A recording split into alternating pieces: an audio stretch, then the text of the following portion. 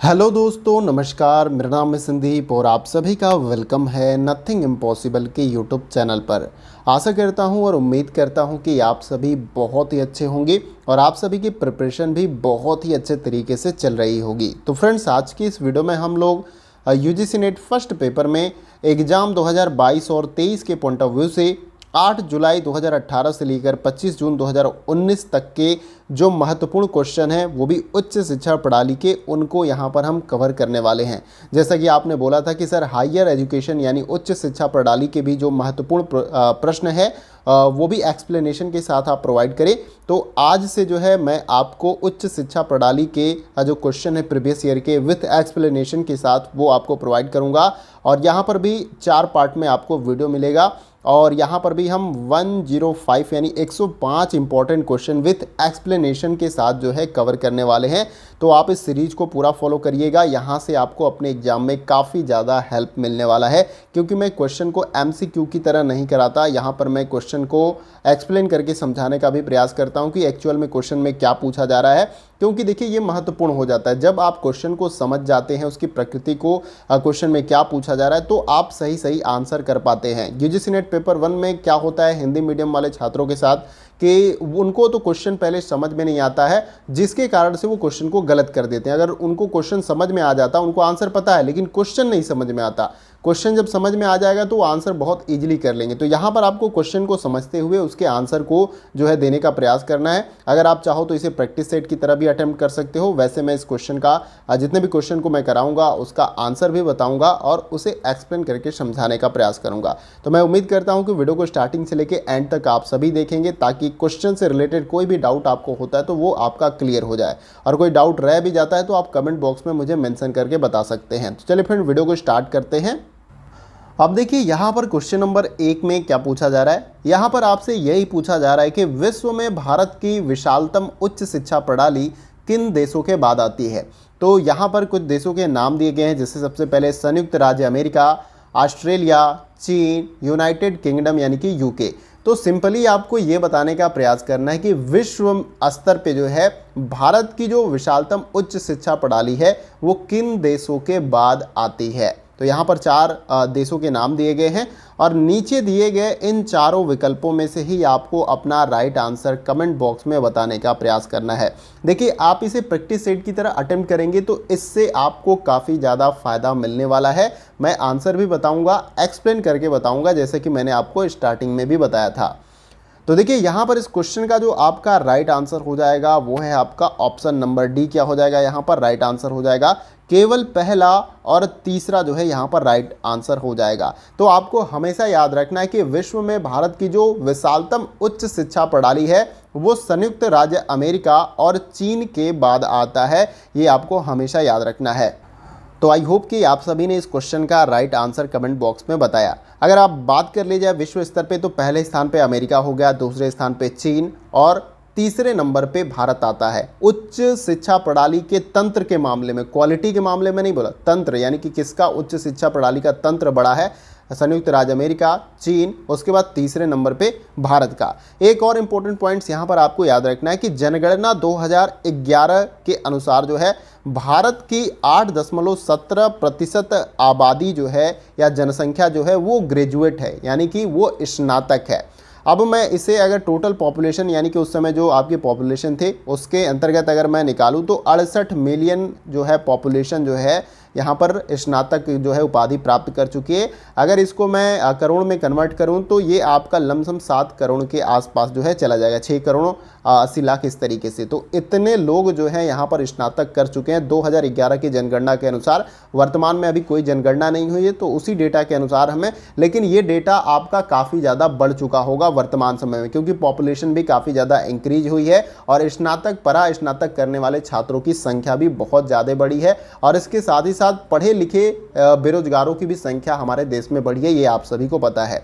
तो उम्मीद करता हूँ ये डिटेल्स आपको अच्छे तरीके से क्लियर हो गए होंगे और इस क्वेश्चन से रिलेटेड अगर कोई आपको डाउट होता है तो आप मुझे कमेंट बॉक्स में जरूर बताइएगा। आइए अगला क्वेश्चन देखते हैं।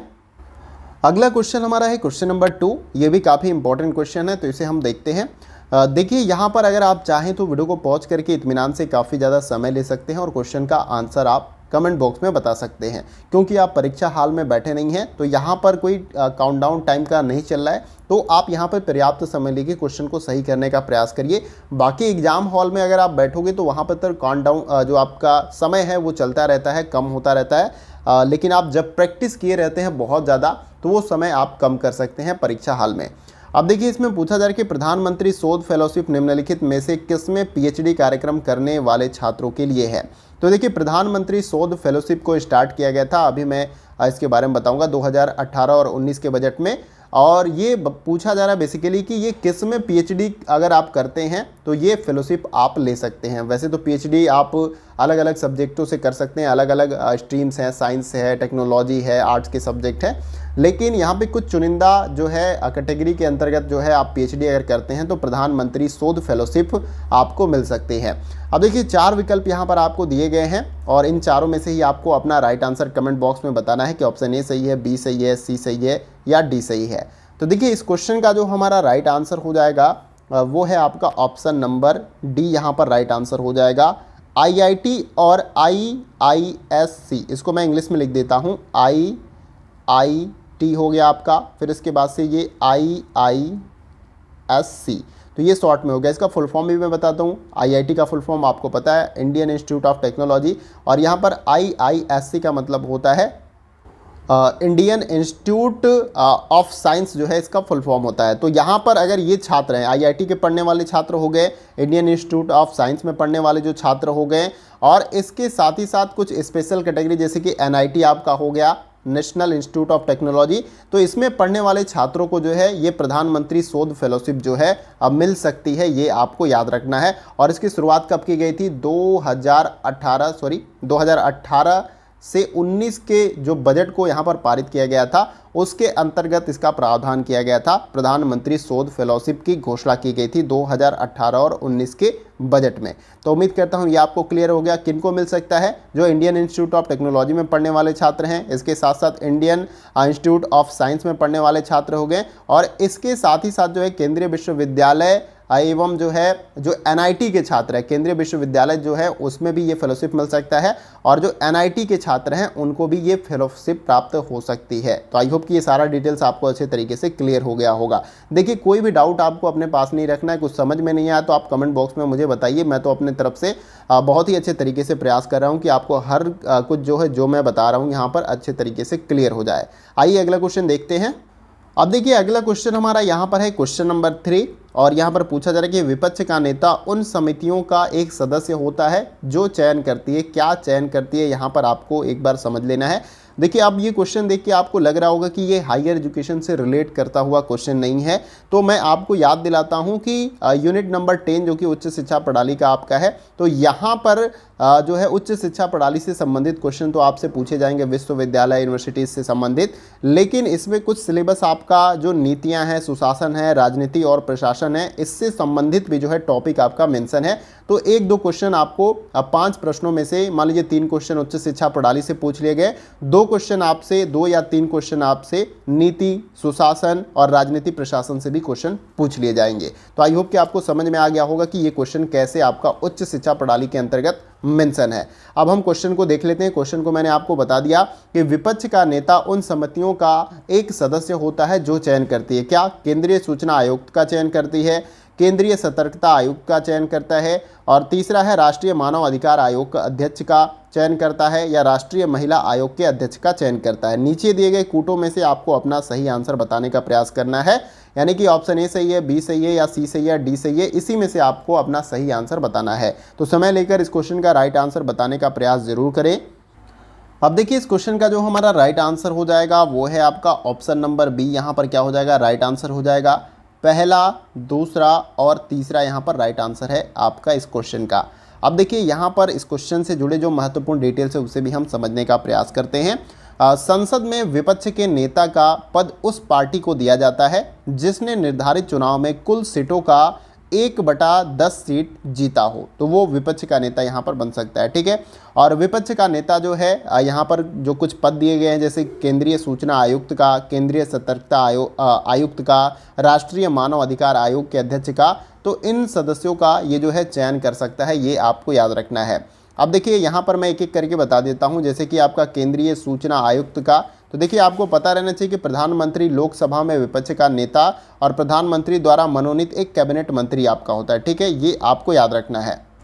तो इतना आपको यहाँ पर याद रखना है कि केंद्रीय सूचना आयुक्त का, केंद्रीय सतर्कता आयुक्त का और राष्ट्रीय मानव अधिकार आयोग के अध्यक्ष का जो है विपक्ष का नेता, इन समितियों का सदस्य होता है, जो आपको याद रख लेना है। तो उम्मीद करता हूँ कि आप सभी ने कमेंट बॉक्स में इस क्वेश्चन का राइट आंसर बताया होगा। तो यहाँ पर ऑप्शन बी आपका इस क्वेश्चन का राइट आंसर हो जाएगा। आइए अगला क्वेश्चन देखते हैं।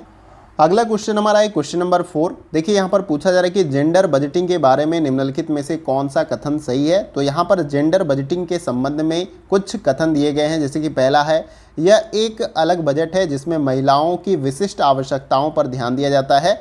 दूसरा है, इसमें महिलाओं पर सरकार के बजट के प्रभाव का मूल्यांकन किया जाता है। तीसरा है, यह एक लेखाविद कार्य है। और चौथा है, यह एक बजटिंग नवनिवेश है।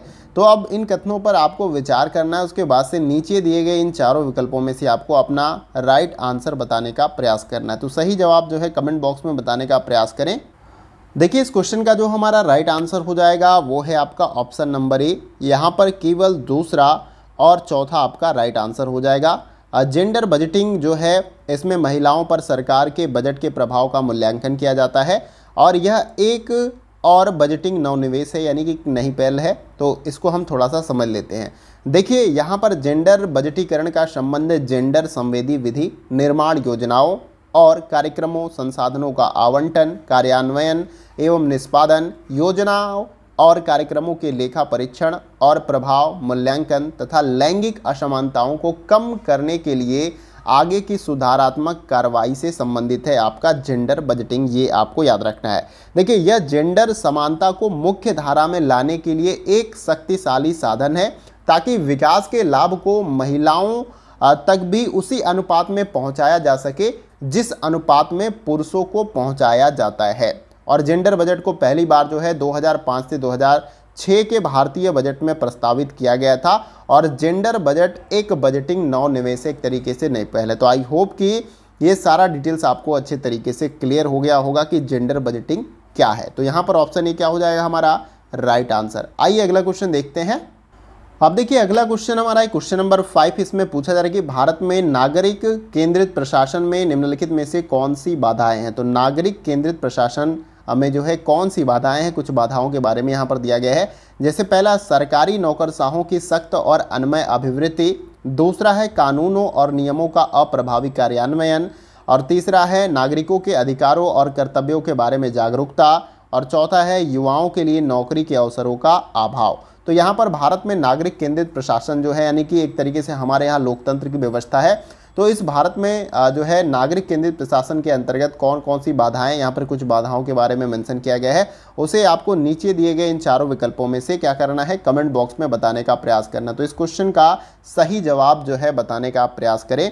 देखिए यहाँ पर इस क्वेश्चन का जो हमारा राइट आंसर हो जाएगा वो है आपका ऑप्शन नंबर डी। क्या हो जाएगा यहाँ पर राइट आंसर, पहला और इसके साथ साथ दूसरा आपका राइट आंसर हो जाएगा, सरकारी नौकरशाहों की सख्त और अनमय अभिवृत्ति। तो आपको पता है कि जो सिस्टम हमारे लिए काम करने के लिए नियुक्त किया जाता है, चाहे डीएम हो गया, एसडीएम हो गया, किसी डिपार्टमेंट का क्लर्क हो गया, किसी भी विभाग का काम करने वाला कर्मचारी हो गया, तो ये लोगों की सेवा के लिए जो है नियुक्त किए जाते हैं, न कि इनका शोषण करने के लिए या बुरा बर्ताव करने के लिए। तो आपको पता है कि अगर कोई गवर्नमेंट जॉब में है तो उसका एक रेपुटेशन अलग टाइप का होता है और एक आम नागरिक जो कि जिसके लिए उसको नियुक्त किया जाता है उसके साथ अलग तरीके का व्यवहार किया जाता है। तो आप देख सकते हैं कि सरकारी नौकरशाहों की सख्त और अनमय अभिवृत्ति ये एक बहुत बड़ी बाधा है, क्योंकि जिस लिए इनको नियुक्त किया जाता है उस तरीके से ये काम नहीं करते हैं।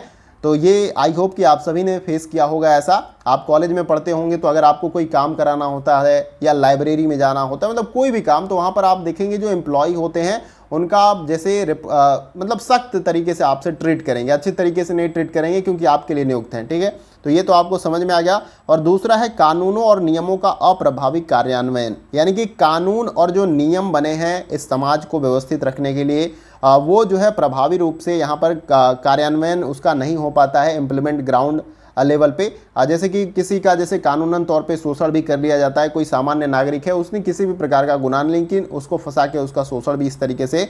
तो ये कानून और नियमों का अप्रभावी कार्यान्वयन हमारे समाज में, ये जो है प्रमुख बाधा के रूप में आप इसे देख सकते हैं भारत में नागरिक केंद्रित प्रशासन के अंतर्गत। तो यहाँ पर ये दोनों आपका क्या हो जाएगा, राइट आंसर। उम्मीद करता हूँ आपको अच्छे तरीके से समझ में आ गया होगा, क्योंकि ये सारी सिचुएशन आपने अपने लेवल पे भी फेस किया होगा, तो ये क्वेश्चन आप बहुत अच्छे तरीके से समझ पा रहे होंगे। आइए अगला क्वेश्चन देखते हैं। अगला जो क्वेश्चन हमारा है वो है आपका क्वेश्चन नंबर 6। इसमें पूछा जा रहा है कि शिक्षा की गुरुकुल प्रणाली का क्या उद्देश्य रहा है। यहाँ पर 4 विकल्प दिए गए हैं, इनमें से जो सही आंसर है वो आपको कमेंट बॉक्स में बताने का प्रयास करना है।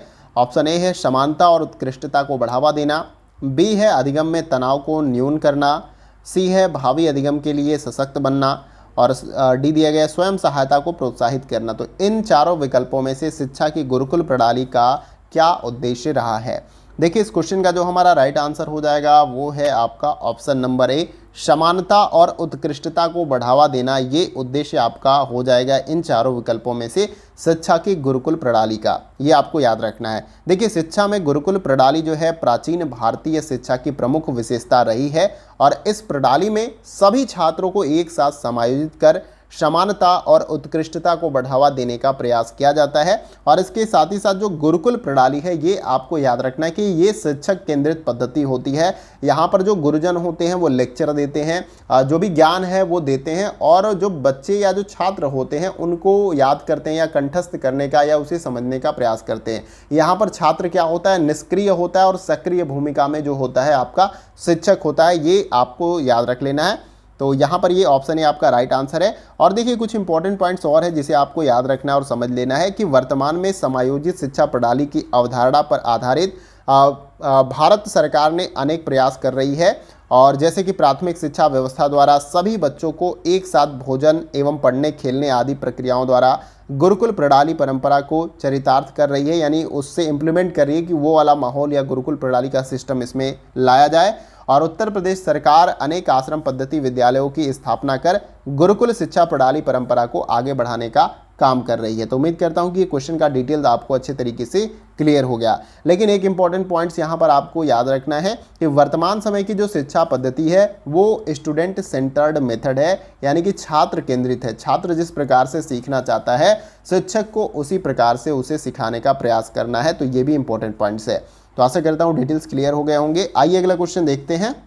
अगला क्वेश्चन हमारा है क्वेश्चन नंबर 7। देखिए इसमें पूछा जा रहा है कि निम्नलिखित में से किस आयोग समिति ने भारत की स्वतंत्रता के बाद शिक्षा के सभी स्तरों पर ध्यान दिया है। तो यहाँ पर कुछ आयोग के नाम दिए गए हैं, लेकिन आपको उन आयोग का चयन करना है या सही आयोग का चयन करना है जिसने जो है स्वतंत्रता के बाद शिक्षा के सभी स्तरों पर ध्यान दिया है।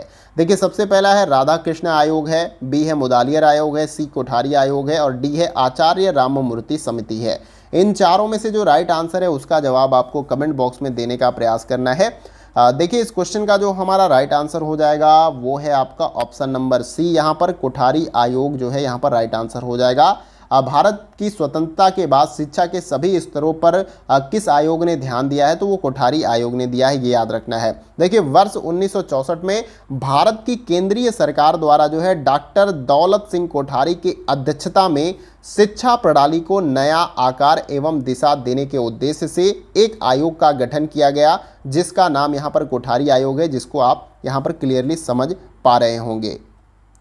और इस आयोग ने जो है सभी स्तरों पर जो है शिक्षा की ध्यान दिया है, ये आपको याद रखना है। अब हम राधा कृष्णन आयोग के बारे में जान लेते हैं। इसमें कई सारे आयोग के नाम दिए गए हैं। तो राधा कृष्णन आयोग का गठन जो है वर्ष 1948 में, कब 1948 में जो है विश्वविद्यालय शिक्षा की अवस्था पर प्रतिवेदन देने हेतु किया गया था, ये आपको याद रखना है। और यहाँ पर मुदालियर आयोग के बारे में अगर हम बात कर ले तो डॉक्टर लक्ष्मण स्वामी मुदालियर की अध्यक्षता में 23 सितंबर 1952 को माध्यमिक शिक्षा की स्थिति पर विचार हेतु मुदालियर आयोग का गठन किया गया है। और इसके बाद से आचार्य राममूर्ति समिति के बारे में जान लेते हैं। तो राष्ट्रीय शिक्षा नीति 1986 का परिवर्तित परिस्थितियों के विषय में पुनः निरीक्षण करने के लिए विश्वनाथ प्रताप सिंह के प्रधानमंत्रित्व वाली भारत सरकार ने आचार्य राममूर्ति समिति का गठन किया। तो ये जितने भी आयोग हैं, समिति हैं, उनके बारे में आपको क्लियर हो गया। मुदालियर आयोग, राधाकृष्णन आयोग, कोठारी आयोग और आचार्य राममूर्ति समिति। तो अगर कुछ समझ में नहीं आया तो आप कमेंट बॉक्स में जरूर बताइएगा, क्योंकि डाउट अगर आपके पास रह जाएगा तो बड़ी प्रॉब्लम क्रिएट हो सकती है। अगर मान लीजिए वही क्वेश्चन आपसे एग्जाम में पूछ लिया जाए तो वहाँ पर गड़बड़ हो जाएगी। तो कोई डाउट हो तो कमेंट बॉक्स में जरूर मेंशन करें। आइए अगला क्वेश्चन देखते हैं। अब देखिए अगला जो क्वेश्चन हमारा है, क्वेश्चन नंबर 8 है। इसमें पूछा जा रहा है कि उन्नत भारत अभियान का उद्देश्य क्या है। तो जैसा कि मैं आपको बता दूं कि जितने भी ये मैं क्वेश्चन आपको करा रहा हूं, ये 2018 से लेके 19 में पूछे गए प्रीवियस ईयर के क्वेश्चन है, जो कि ऑलरेडी पेपर 1 में आपसे पूछे जा चुके हैं और डिटेल्स के साथ मैं ये सॉल्व करा रहा हूं। तो उन्नत भारत अभियान का उद्देश्य क्या है, तो भारत सरकार के द्वारा कई सारे अभियान जो है चलाए जाते हैं, तो उसी में से उन्नत भारत अभियान है, इसका उद्देश्य क्या है। अब देखिए पहला जो ऑप्शन है, भारतीय महाविद्यालयों में छात्रों की संख्या में वृद्धि करना। बी है देश में उच्च शिक्षा के संस्थानों को न्यूनतम 5 गांवों के साथ जोड़ना। और तीसरा है यहाँ पर उच्च शिक्षा में गुणवत्ता का संवर्धन करना। और डी है भारत में महाविद्यालयों की संख्या में वृद्धि करना।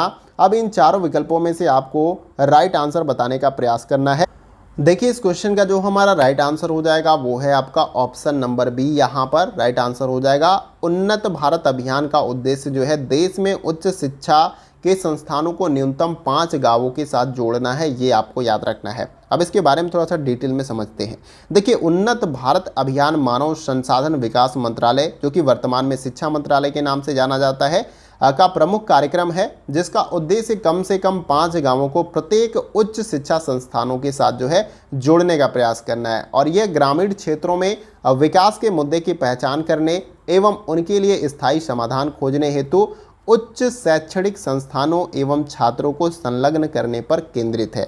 तो आई होप कि ये उन्नत भारत अभियान आपको अच्छे तरीके से क्लियर हो गया होगा। तो यहाँ पर इसका राइट आंसर हो जाएगा ऑप्शन नंबर बी। इसके साथ ही साथ आप सभी को ये भी पता होगा कि जो प्राइवेट्स महाविद्यालय आपके होते हैं, अलग अलग स्टेट में होते हैं, तो वहाँ पर ज़्यादातर आप देखेंगे तो नॉन एलिजिबल टीचर जो है वहाँ पर पढ़ाने का काम करते हैं। जैसा कि आपको पता है कि कम से कम जो डिग्री कॉलेज होते हैं, महाविद्यालय होते हैं, वहाँ पर पढ़ाने के लिए नेट जो है, जो कि नेशनल एलिजिबिलिटी टेस्ट होता है, ये एक मानक है, ये तो आपके पास होना चाहिए, यानी नेट आप क्वालिफाई हों। ठीक है, तो ऐसा मानक जो है आप देखेंगे वहाँ पर मेंशन नहीं किया जाता है। और वहाँ की जो एजुकेशन की व्यवस्था है, आप कह नहीं सकते, मैं बहुत अच्छे तरीके से जानता हूँ। अब बहुत ही मतलब एक तरीके से पास करना, बच्चों ने एडमिशन लिया और उनका जो है पूरा जो कॉलेज का मैनेजमेंट है उनका काम चल गया। उनको क्लास से क्वालिटी एजुकेशन देने से कोई फ़र्क नहीं है, उन्हें सस्ते से सस्ते टीचर चाहिए, उनका काम चलना चाहिए। और वो जैसे भी किसी भी तरीके से, इनलीगल तरीके से आप कह लीजिए, उन्होंने मान्यता ले रखा है कि हमारे पास जो है इतने एलिजिबल टीचर हैं और मैं ये क्लासेज चला सकता हूँ, जबकि ऐसा नहीं होता है। आपको पता है यूनिवर्सिटी के अंदर जो है किसी भी प्रकार की उनका जो भी संबंध होता है इस तरीके से कि वो इस सारी चीज़ों को, वो मानक को जो है पूरा कर लेते हैं। ठीक है, तो आई होप कि ये जो, लेकिन कम से कम नेट की जो एलिजिबिलिटी है ये होना अनिवार्य है, ये आपको याद रखना है। तो उम्मीद करता हूँ ये मतलब अतिरिक्त पे मैं इंफॉर्मेशन के तौर पे आपको बता दिया, लेकिन इस क्वेश्चन का right answer option number B हो जाएगा। आइए अगला क्वेश्चन देखते हैं। अगला क्वेश्चन हमारा है क्वेश्चन नंबर 9। देखिए इसमें पूछा जा रहा है कि उस योजना को यहाँ पर चिन्हित कीजिए जिसका उद्देश्य नीतिगत रूप से प्रासंगिक अनुक्षेत्रों में सामाजिक विज्ञान शोध को बढ़ावा देना है, ताकि नीति निर्माण, क्रियान्वयन और मूल्यांकन में महत्वपूर्ण आगतों का प्रावधान किया जा सके। अब देखिए इस क्वेश्चन का राइट आंसर आपको इन चारों विकल्पों में से बताने का प्रयास करना है। क्वेश्चन में यही आपसे पूछा जा रहा है कि उस योजना को चिन्हित कीजिए या उस योजना के बारे में बताने का प्रयास करिए जिसका उद्देश्य नीतिगत रूप से प्रासंगिक अनुक्षेत्रों में सामाजिक विज्ञान शोध को बढ़ावा देना है, ताकि नीति निर्माण, क्रियान्वयन और मूल्यांकन में महत्वपूर्ण आगतों का प्रावधान किया जा सके। पहला जो ऑप्शन है यहाँ पर आपका हो जाएगा ICSR अध्यतावृत्ति, बी है संज्ञानात्मक पुरोगामिताएं, और सी है आपका ICSR इम्प्रेस, और इसके बाद से डी है ICSR शोध परियोजना। अब इन चारों विकल्पों में से राइट आंसर क्या है, इसका जवाब आपको कमेंट बॉक्स में देने का प्रयास करना है। अब देखिए इस क्वेश्चन का जो हमारा राइट आंसर हो जाएगा वो है आपका option number C, ICSR impress. ठीक है, इसको मैं लिख देता हूँ इंग्लिश में, क्योंकि ये हिंदी में लिखा रहता है तो बहुत लोगों को समझ में नहीं आता है। तो देखिए IMP, सॉरी थोड़ा सा यहाँ पर ये P हो जाएगा, PRE और डबल यस ये आपका हो जाएगा, जो कि हिंदी में ये मेंशन है। तो कभी कभी ये इंग्लिश में भी आपको मिल जाएगा, पेपर में जब आप बैठोगे तो वहाँ पर लैंग्वेज चेंज करने का ऑप्शन होता है, वो आपको इंग्लिश में भी दिखेगा। तो जिस तरीके से कंफर्टेबल आप हो उस लैंग्वेज में आप उसे चेंज कर लें। तो ये आपका राइट आंसर हो जाएगा। अब इसके बारे में थोड़ा सा समझते हैं। देखिए, एम्प्रेस का पूर्ण नाम जो होता है, यानी इसका फुल फॉर्म आपको याद रखना है, इम्पैक्टफुल पॉलिसी रिसर्च इन सोशल साइंस इसका फुल फॉर्म होता है। अगर फुल फॉर्म आपसे पूछ लिया जाए तो ये आपको याद रखना है।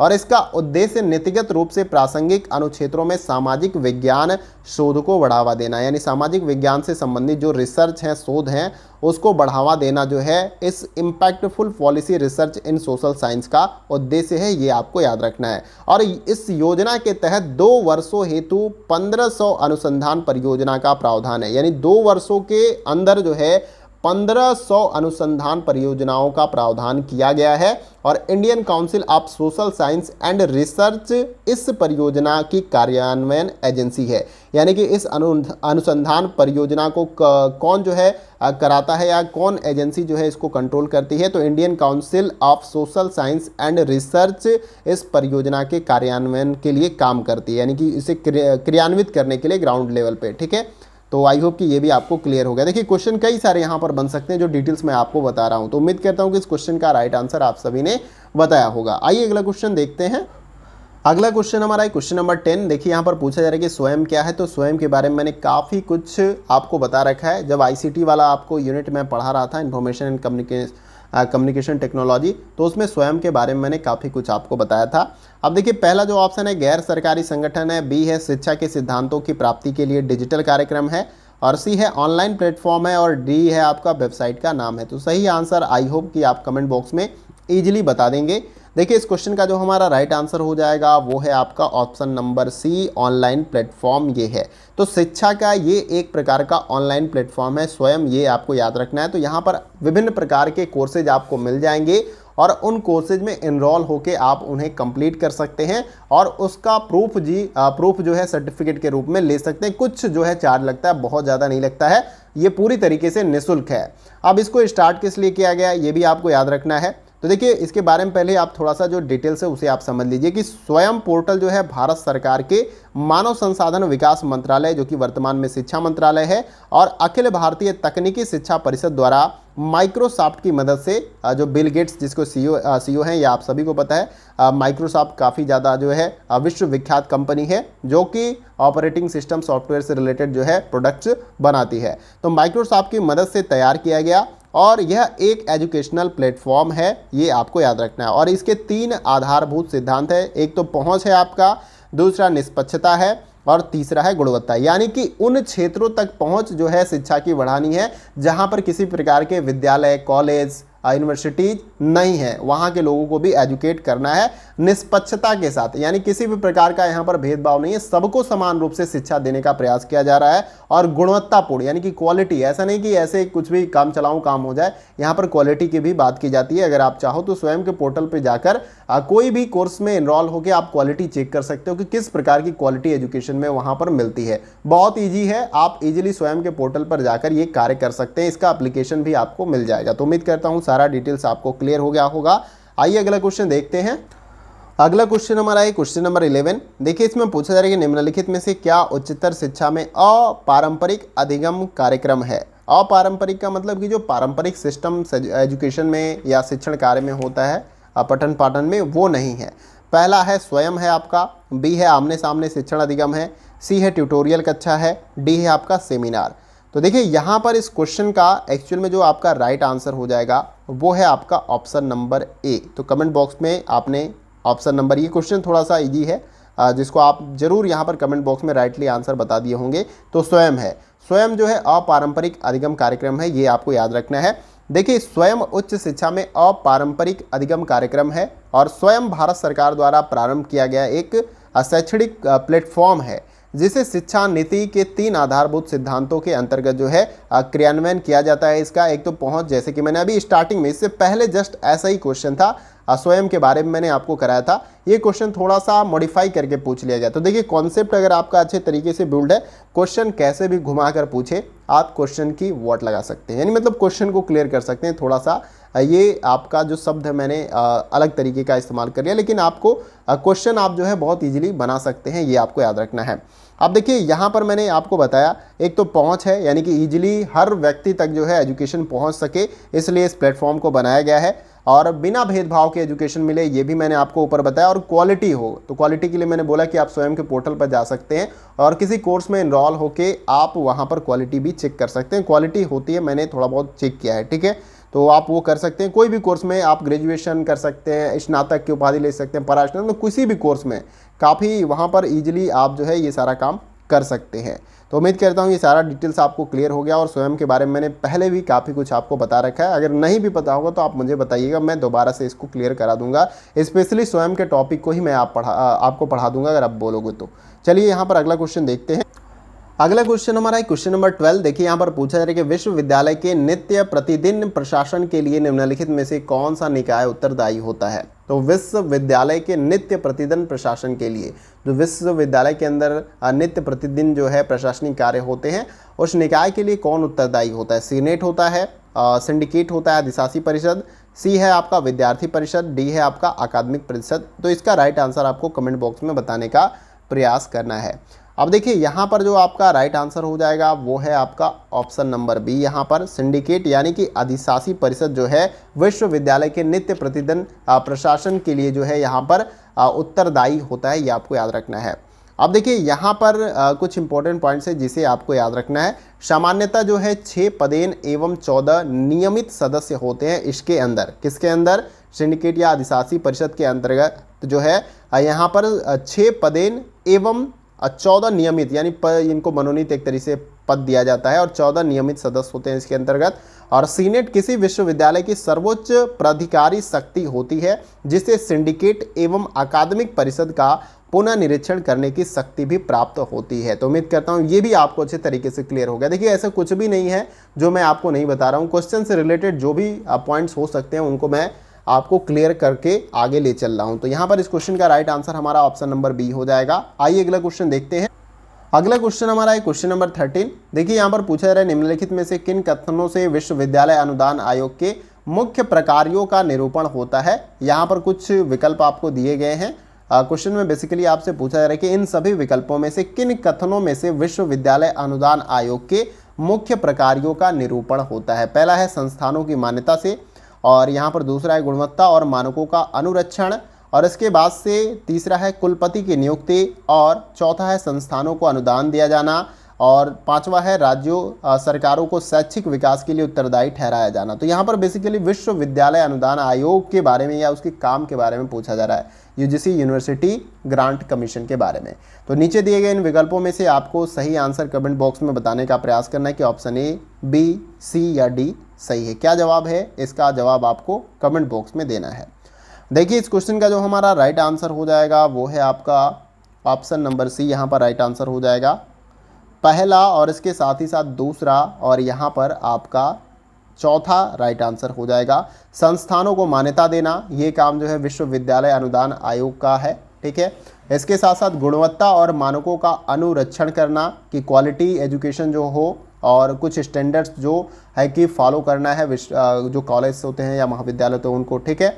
और इसके साथ ही साथ कुलपति की नियुक्ति से संबंधित, और संस्थानों को अनुदान दिया जाना, यानी संस्थान को पठन पाठन कार्य के लिए, शैक्षणिक कार्य उसमें सुचारू रूप से चले, उसके लिए अनुदान देने का भी काम जो है विश्वविद्यालय अनुदान के द्वारा होता है। तो उम्मीद करता हूँ ये आपको क्लियर हो गया होगा और बहुत ईजिली आपको समझ में आया होगा। तो यहाँ पर राइट आंसर क्या हो जाएगा? आपका ऑप्शन नंबर सी, ये आपको याद रखना है।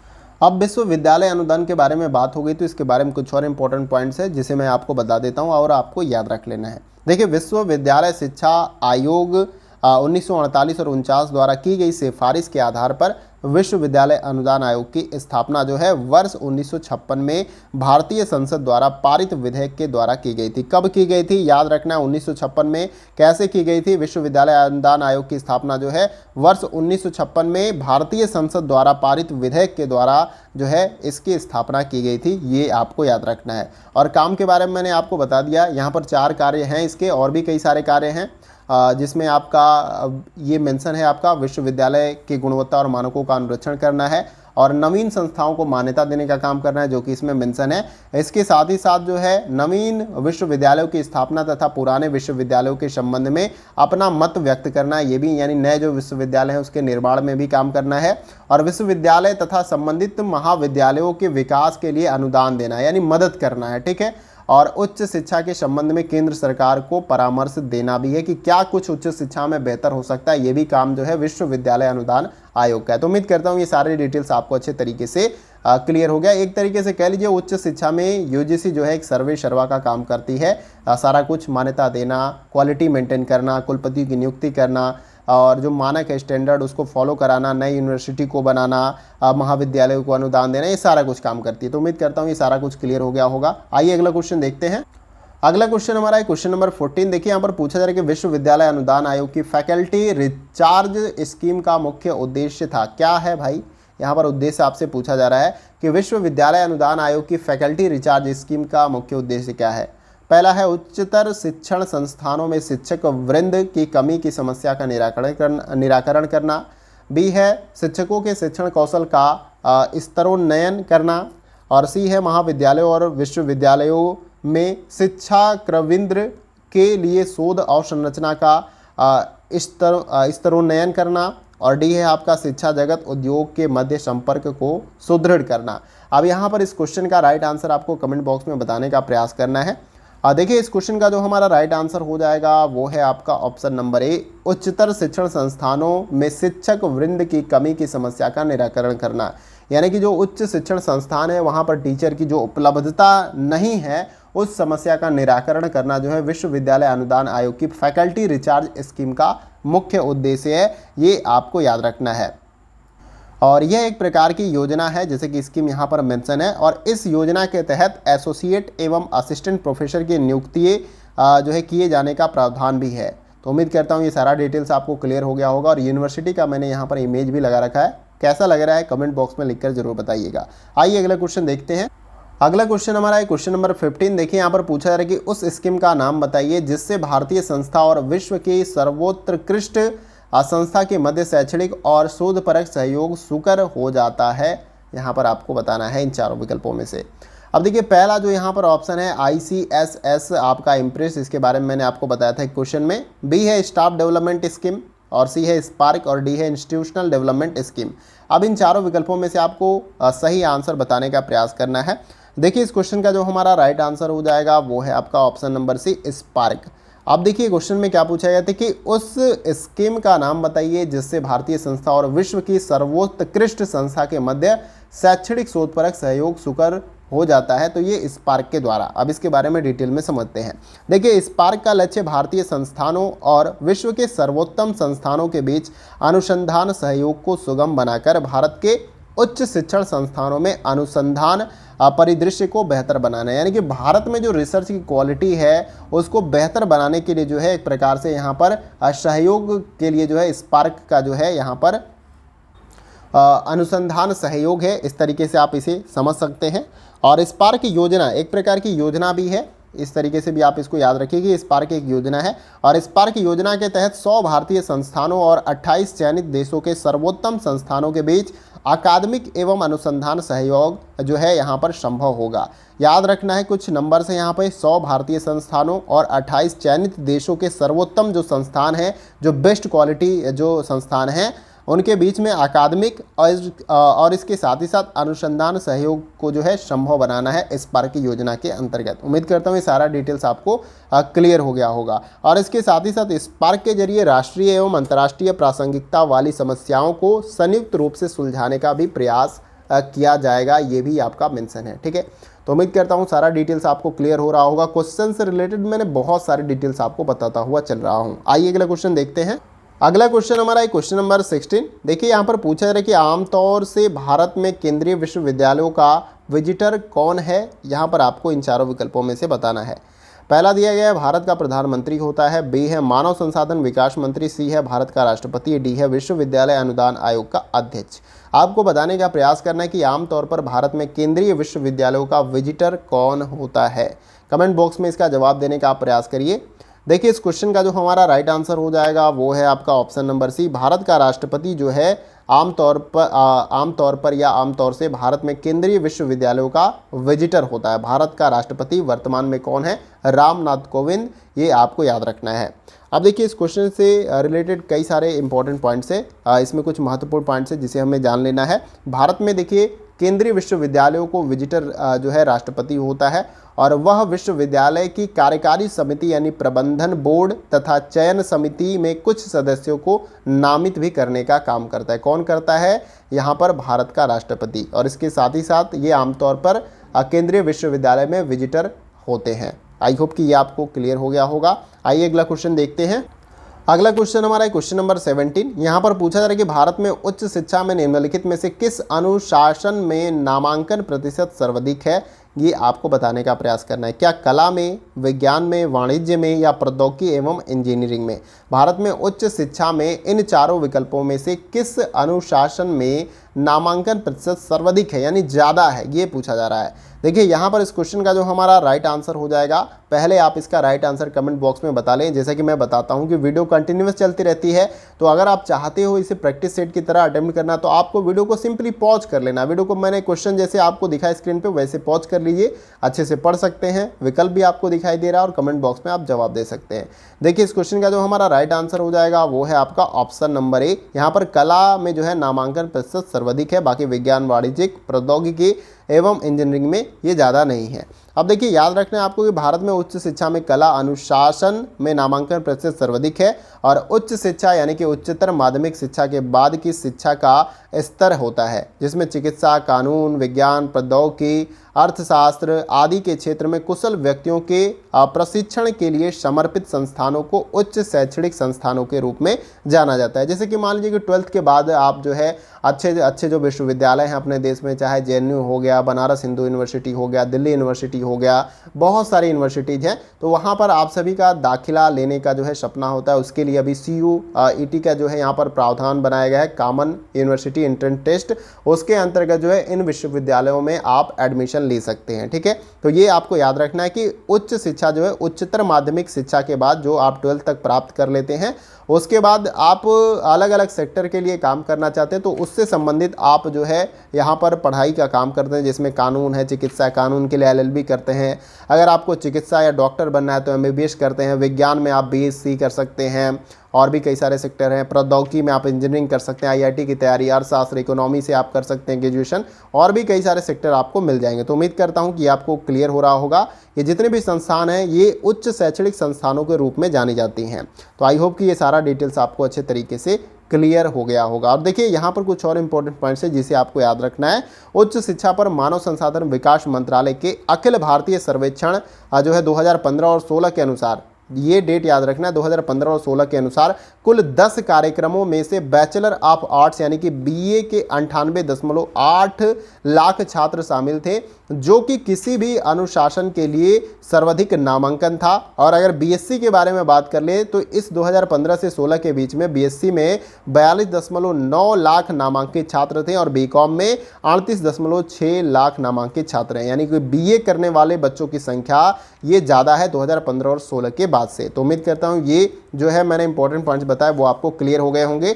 आइए अगला क्वेश्चन देखते हैं। अब देखिए अगला क्वेश्चन हमारा है क्वेश्चन नंबर 18 और ये मैचिंग वाला क्वेश्चन है और बोलते बोलते मेरा गला भी थोड़ा सा पेन करने लगा है, तो थोड़ा सा मैं पानी पीकर भी जो है यह आपका वीडियो कंटिन्यूअस कर रहा हूँ।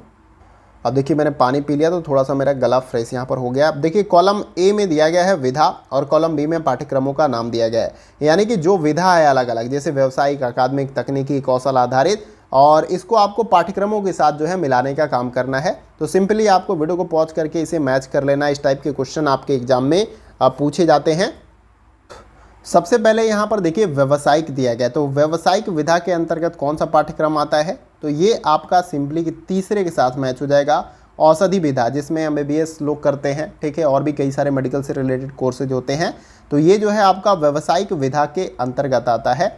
और उसके बाद अगर हम अकादमिक की बात करें, व्यावसायिक का मतलब जिसके बाद से जो है व्यावसायिक तौर पे वो काम करता है, जैसे एक डॉक्टर अपने आजीविका और भी पैसे के लिए भी काम कर सकता है, वो अपना क्लिनिक खोलता है। अगर वो चाहे तो अलग अलग आयोग के थ्रू जो है गवर्नमेंट हॉस्पिटल में भी वो नियुक्ति ले सकता है। तो ये आपको याद रखना है कि व्यवसायिक के अंतर्गत औषधि विधा इसमें से आएगी।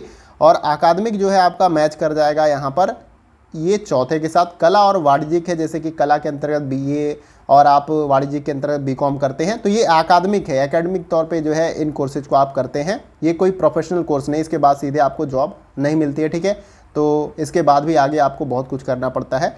और देखिए सिंपली उसके बाद से जो है तीसरे नंबर पे तकनीकी है, तो ये किसके साथ मैच हो जाएगा, तो ये आपका मैच हो जाएगा पहले के साथ। इंजीनियरिंग और स्थापत्य जो पाठ्यक्रम होते हैं ये तकनीकी विधा के अंतर्गत आते हैं। और कौशल आधारित बात कर लें तो आपका ये बढ़ईगिरी हो गया, सिलाई, ये एक प्रकार का स्किल है। मोबाइल रिपेयरिंग हो गया और बाइक रिपेयरिंग या गाड़ी रिपेयरिंग हो गया, ये सभी क्या है, कौशल है जिसको सीख कर आप काम कर सकते हैं।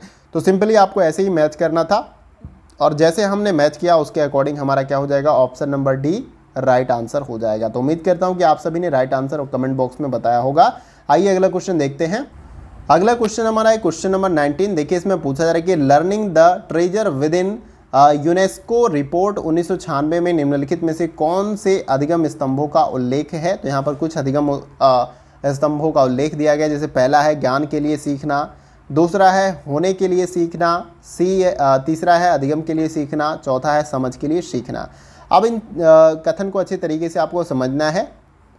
और देखिए यहाँ पर 5वें नंबर पे ये आपका कलर हो चुका है, 5वां नंबर भी इसमें मेंशन है, साथ साथ रहने के लिए सीखना। और यहाँ पर आपका प्रदत्त विकल्पों में से सही विकल्प का आपको चुनाव करना। ये 5 हैं आपके learning the treasure with in UNESCO report 1996 के अंतर्गत ये सारे अधिगम स्तंभों का उल्लेख किया गया है। और इसमें से कौन कौन सा शामिल है ये आपको इन चारों विकल्पों में से बताने का प्रयास करना है। देखिए यहाँ पर इस क्वेश्चन का जो हमारा राइट आंसर हो जाएगा वो है आपका ऑप्शन नंबर डी, क्या हो जाएगा, राइट आंसर हो जाएगा।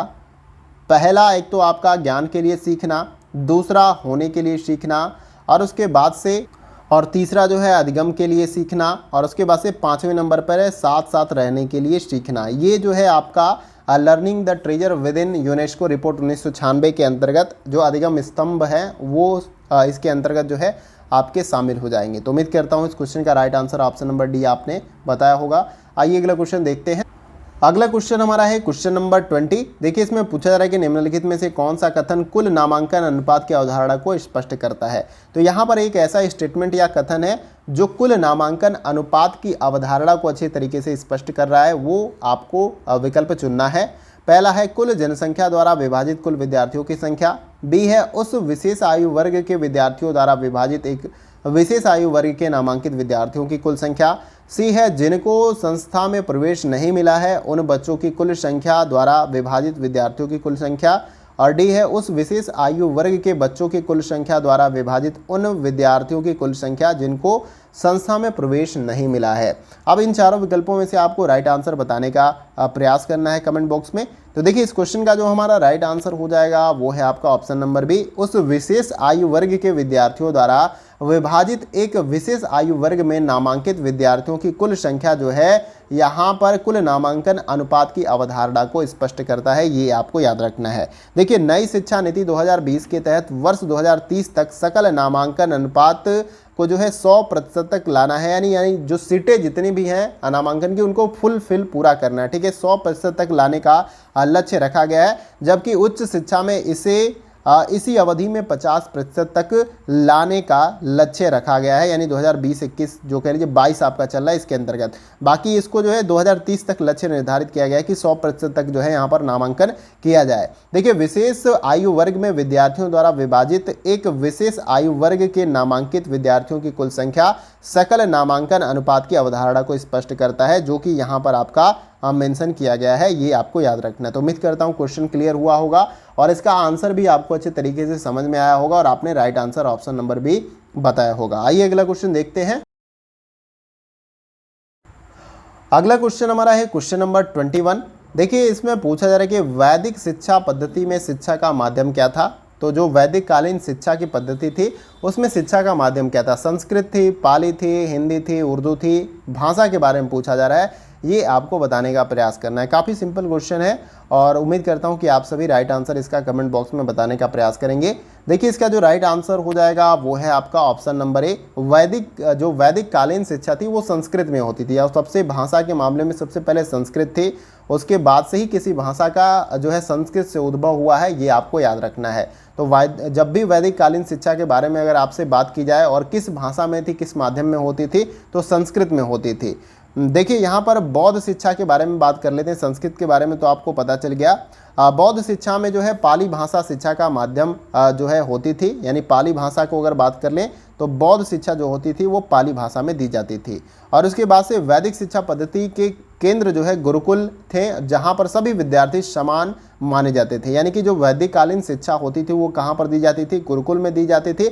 और यहाँ पर सभी शिक्षार्थी या विद्यार्थी को समान रूप से जो है मतलब माना जाता था, उनमें समानता के तौर पे, ठीक है, किसी भी प्रकार का विभेद नहीं किया जाता था। और आगे इसमें कुछ इंपॉर्टेंट पॉइंट्स अगर हम देख लें तो वेद, उपनिषद एवं ब्राह्मण ग्रंथों का अध्ययन वैदिक शिक्षा की प्रमुख विशेषताएं थी। यानी कि अगर आपसे पूछ लिया जाए कि वैदिक शिक्षा के अंतर्गत क्या कुछ पढ़ाया जाता था, जैसे कि हम आज के वर्तमान समय में अलग अलग एजुकेशन लेते हैं, जैसे टेक्निकल एजुकेशन हो गया, एकेडमिक हो गया, ठीक है, चिकित्सकीय एजुकेशन हो गया, मैनेजमेंट एजुकेशन हो गया, तो उसी प्रकार से वैदिक शिक्षा में किस प्रकार की शिक्षा ली जाती थी? तो जो हमारे 4 वेद हैं उनका ज्ञान होना चाहिए, वो पढ़ाया जाता था। उपनिषद के बारे में पढ़ाया जाता था, जो ब्राह्मण ग्रंथ है उसके बारे में पढ़ाया जाता था, ठीक है। तो ये सारा कुछ पढ़ाया जाता था वैदिक कालिक शिक्षा के अंतर्गत। तो ये सारा कुछ आपको याद रखना है। तो यहाँ पर right answer option number A आपका है इस क्वेश्चन का। आइए अगला क्वेश्चन देखते हैं।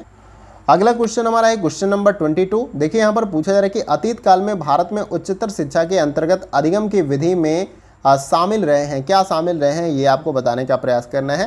पहला, याद करना, विचार आवेश प्रक्रिया जिसको ब्रेन स्टॉर्मिंग कहा जाता है तथा सेमिनार। बी है याद करना, समीक्षात्मक विश्लेषण तथा कथावाचन। सी है आपका समीक्षात्मक विश्लेषण, समूनुदेश लेखन तथा मौखिक रिपोर्ट। और डी है कथावाचन, विचार आवेशी प्रक्रिया जिसको ब्रेन स्टॉर्मिंग कहा जाता है तथा सेमिनार। अब इस क्वेश्चन का राइट आंसर क्या है, इसका जवाब आपको कमेंट बॉक्स में देने का प्रयास करना है। देखिए इस क्वेश्चन का जो हमारा राइट आंसर हो जाएगा वो है आपका ऑप्शन नंबर बी, याद करना, समीक्षात्मक विश्लेषण तथा कथावाचन। तो अतीत काल में या वैदिक काल में इस तरीके से समझ सकते हैं, भारत में उच्चतर शिक्षा के अंतर्गत अधिगम की विधि जो है याद करना था, यानी रटना था, उसको गुरु जी के द्वारा जो भी बताया जाता था, समीक्षात्मक होता था, विश्लेषण तथा कथा वाचन के रूप में ब्लैक बोर्ड का जो भी हम टीचिंग मटेरियल या टीचिंग इक्विपमेंट का वर्तमान में इस्तेमाल कर रहे हैं, उस तरह की कोई भी व्यवस्था वहां पर नहीं थी कि ब्लैक बोर्ड के माध्यम से किसी कॉन्सेप्ट को समझाना, ठीक है, कथा वाचन के रूप में सारा कुछ वो काम होता था। तो इसलिए यहाँ पर ऑप्शन बी क्या हो जाएगा, आपका राइट आंसर हो जाएगा। आइए अगला क्वेश्चन देखते हैं। अगला क्वेश्चन हमारा है क्वेश्चन नंबर 23। देखिए यहाँ पर पूछा जा रहा है कि वह कौन सी योजना है जिसका उद्देश्य अभियांत्रिकी विज्ञान में शोध को बढ़ावा देकर संस्थानों में शोध का वातावरण तैयार करना है। यहाँ पर आपको इन चारों विकल्पों में से बताना है। क्या पहला ऑप्शन है ई शोध सिंधु, बी है उद्यमिता विकास प्रकोष्ठ, और सी ऑप्शन है शोध संवर्धन योजना, और डी है संस्थान विकास योजना। अब इन चारों में से राइट आंसर क्या है, इसका जवाब देने का प्रयास करना है। देखिए इस क्वेश्चन का जो हमारा राइट आंसर हो जाएगा वो है आपका ऑप्शन नंबर सी। क्या हो जाएगा राइट आंसर, शोध संवर्धन योजना यहाँ पर राइट आंसर हो जाएगा। वह कौन सी योजना है, तो वो योजना जो है शोध संवर्धन योजना है, जिसका उद्देश्य अभियांत्रिकी विज्ञान में शोध को बढ़ावा देकर संस्थानों में शोध का वातावरण तैयार करना है। ये आपको याद रखना है। अब देखिए इसके बारे में थोड़ा सा डिटेल में जान लेते हैं। शोध संवर्धन योजना जिसको शॉर्ट में RPS कहा जाता है, all India council for technical education के तत्वाधान में शुरू की गई एक योजना है, जिसका उद्देश्य अभियांत्रिकी विज्ञान में शोध को बढ़ावा देकर संस्थानों में शोध एवं नवनिवेश का जो वातावरण है उसे तैयार करना है। और ई शोध सिंधु जो आपका ऊपर दिया गया है यहाँ पर, इसके बारे में जान लीजिए। तो ई शोध सिंधु भारत में विद्यार्थियों एवं शोधार्थियों को ई लर्निंग की सुविधा उपलब्ध करवाने हेतु शिक्षा मंत्रालय का एक महत्वाकांक्षी प्रोजेक्ट है। ये आपको याद रखना है। तो उम्मीद करता हूँ क्वेश्चन और इसका आंसर और जो मैंने डिटेल्स बताया वो क्लियर हो गया होगा। आइए अगला क्वेश्चन देखते हैं। अगला क्वेश्चन हमारा है क्वेश्चन नंबर 24। देखिए यहाँ पर पूछा जा रहा है कि इंस्पायर स्कॉलरशिप का किस एजेंसी से वित्त पोषण होता है। यहाँ पर आपको चारों विकल्पों में से बताना है। पहला देखिए दिया गया है भारतीय समाज विज्ञान और अनुसंधान परिषद के द्वारा, बी है विश्वविद्यालय अनुदान आयोग के द्वारा जो कि UGC है, और सी है विज्ञान और प्रौद्योगिकी विभाग के द्वारा, डी है राष्ट्रीय शैक्षणिक अनुसंधान और प्रशिक्षण परिषद के द्वारा। इन चारों विकल्पों में से राइट आंसर क्या है, इसका जवाब आपको देने का प्रयास करना है। देखिए इस क्वेश्चन का जो हमारा राइट आंसर हो जाएगा वो है आपका ऑप्शन नंबर सी। यहाँ पर क्या हो जाएगा राइट आंसर, विज्ञान और प्रौद्योगिकी विभाग यानी कि DST के द्वारा। ठीक है, इंस्पायर स्कॉलरशिप का किस एजेंसी से वित्त पोषण होता है, यानी कि पैसे का जो है दिया जाता है, ये स्कॉलरशिप किसके द्वारा, तो विज्ञान और प्रौद्योगिकी विभाग के द्वारा ये दिया जाता है, ये आपको याद रखना है। अब इसके बारे में थोड़ा सा समझते हैं। देखिए इंस्पायर स्कॉलरशिप विज्ञान के क्षेत्र में प्रतिभाओं को प्रोत्साहित एवं आकर्षित करने हेतु भारत सरकार के विज्ञान और प्रौद्योगिकी विभाग द्वारा प्रायोजित व प्रबंधित एक अभिनव कार्यक्रम है और विज्ञान व प्रौद्योगिकी विभाग ही इस योजना का वित्त पोषण करता है। इसमें जो भी बच्चे सेलेक्ट होते हैं उनके लिए जो वित्त पोषण, जो स्कॉलरशिप देने का काम होता है वो कौन करता है, तो वो आपका विज्ञान व प्रौद्योगिकी विभाग के द्वारा किया जाता है। और इस कार्यक्रम की प्रमुख विशेषता है कि यह किसी भी स्तर पर किसी भी प्रकार की प्रतियोगिता परीक्षा का आयोजन नहीं करता, यानी किसी भी प्रकार की प्रतियोगिता परीक्षा का आयोजन विज्ञान और प्रौद्योगिकी विभाग नहीं करता है। तो यहाँ पर ऑप्शन सी क्या हो जाएगा आपका राइट आंसर। आइए अगला क्वेश्चन देखते हैं।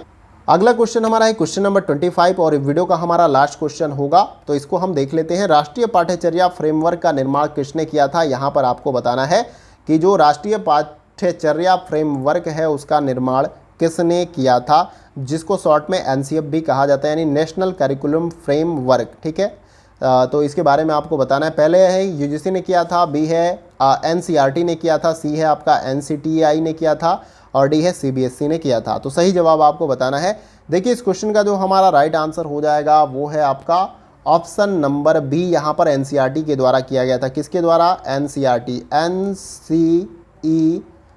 के द्वारा जो है राष्ट्रीय पाठ्यचर्या फ्रेमवर्क का निर्माण किया गया था। अब इसके बारे में जान लेते हैं। देखिए राष्ट्रीय पाठ्यचर्या फ्रेमवर्क, जिसको इंग्लिश में नेशनल करिकुलम फ्रेमवर्क भी कहा जाता है, इसका निर्माण national council of educational research and training के द्वारा किया गया था। यानी ये अभी मैंने NCERT का फुल फॉर्म आपको बताया, ये आपको याद रख लेना है।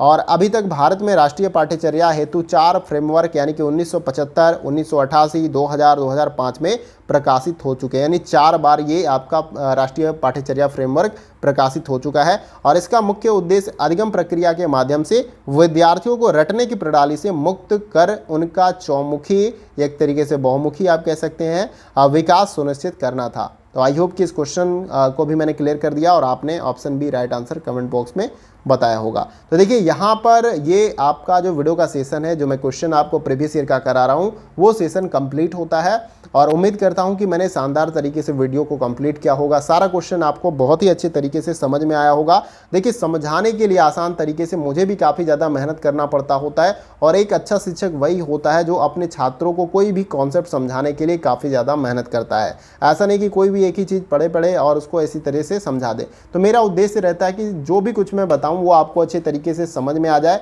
और कभी कभी मैं भी संतुष्ट नहीं होता हूँ, कभी लगता है कि कुछ मैंने अच्छे तरीके से आपको क्लियर नहीं किया। मुझे तो समझ में आता है, ठीक है, लेकिन उन छात्रों को जो पहली बार इन शब्दों से या इस कॉन्सेप्ट से परिचित हो रहे हैं, उनको भी ये सारी चीज़ें समझ में आनी चाहिए।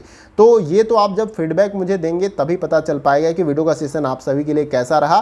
तो ये मुझे कमेंट बॉक्स में लिखकर ज़रूर बताइएगा, क्योंकि वीडियो को बनाने में काफ़ी ज़्यादा टाइम लगता है और काफ़ी ज़्यादा समय निकाल कर मुझे ये सारा कुछ काम करना पड़ता है। आपको जैसे कि मैंने बताया, मैं बार बार एक चीज़ तो नहीं बोल सकता, लेकिन आपको पता है कि मैं कितना प्रॉब्लम फेस करके भी जो है ये काम करने का प्रयास करता हूँ। अगर आपको लगता है कि इससे बहुत ज़्यादा अर्निंग या आमदनी होती है, तो ये एक आप मिथक के रूप में देख सकते हैं। इससे बहुत ज़्यादा अर्निंग और आमदनी नहीं होता है, ये भी मैं आपको बात मैं क्लियरली बता देता हूँ, ठीक है। यहाँ पर किसी भी प्रकार की आमदनी जिससे कि मेरा खर्च चल पाए वो नहीं होता है।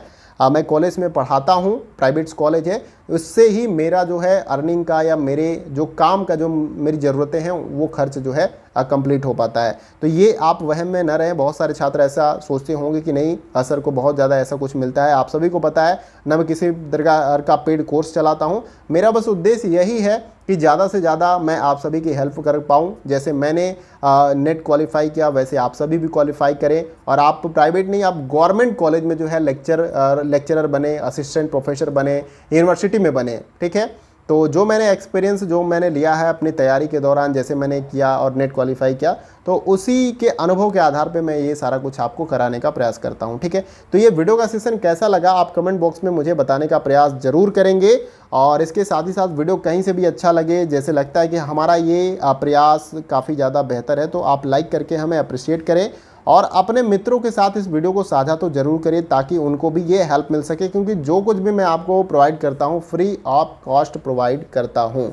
जो भी एक बात मैं और बता दूं कि जो भी आप मार्केट में बुक देखोगे वो सारी बुक्स मेरे पास है, मैं सबके एनालिसिस करता हूं, चाहे टीएस मदान हो गया, चाहे दृष्टि पब्लिकेशन का हो गया, यूनिवर्सल हो गया, ऑक्सफोर्ड का आपका हो गया, अरिहंत का हो गया, सारी बुक्स मैंने रखे, जो बेस्ट कंटेंट लगता है और उससे मैं आपको कराने का प्रयास करता हूं। क्योंकि देखिए इन्फॉर्मेशन का माध्यम बुक्स है, चाहे टीचर्स हो गए उनके पास भी बुक्स होती है, विद्यार्थियों के पास भी बुक्स होती है, लेकिन विद्यार्थी जब शब्दों से पहली बार परिचित होते हैं तो वो उनको समझ नहीं पाते हैं, तो टीचर थोड़ा सा उन चीज़ों को बार बार उन्होंने पढ़ा होता है तो इसलिए वो समझते हैं, इसलिए वो विद्यार्थियों को समझाने में थोड़ा सा सफल हो पाते हैं। ठीक है, तो ये सारी चीज़ें, कल को आप भी शिक्षक बनोगे, कल आप भी पढ़ाओगे। देखिए पढ़ाने में काफ़ी, अगर ईमानदारी से आप पढ़ा रहे हैं, किसी भी कॉन्सेप्ट को समझाने का प्रयास कर रहे हैं, तो आपको काफ़ी ज़्यादा समय लगने वाला है, क्योंकि चीज़ों को आप आसान करने का प्रयास करते हैं और जब आप आसान करते हैं तो काफ़ी ज़्यादा काम करना होता है। तो लाइक करके वीडियो को आप शेयर कर सकते हैं और इसके साथ ही साथ चैनल पे अगर आप नए हैं तो चैनल को सब्सक्राइब करिए और उसके बगल में ये जो बेल आइकन का बटन होता है उसको प्रेस करके आप